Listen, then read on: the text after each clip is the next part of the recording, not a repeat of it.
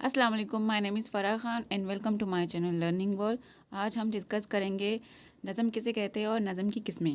مہا TET کے لیے بہت ہی امپورٹنٹ ٹاپک ہے یہ، تو چلیے شروع کرتے ہیں۔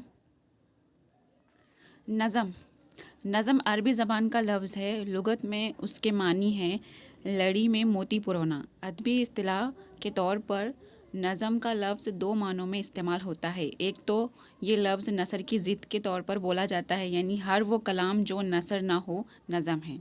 دوسرے مفہوم کے مطابق نظم شاعری کے اس صنف کو کہتے ہیں جس میں کسی خاص موضوع پر تسلسل کے ساتھ اظہار خیال کیا جائے تو اسے ہم نظم کہتے ہیں۔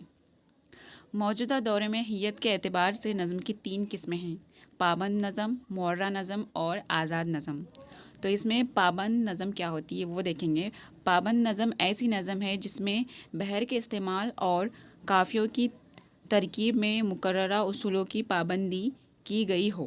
مربع، مخمس، مسدس، ترکیب بند، ترجیع بند، گیت وغیرہ بھی پابند نظم کے ہی مختلف شکلیں ہیں۔ نیکسٹ ہے ہمارا معرہ نظم۔ ایسی نظم ہے جس کے تمام مصرعے وزن کے لحاظ سے برابر ہو مگر اس میں قافیے نہیں استعمال کیے جاتے۔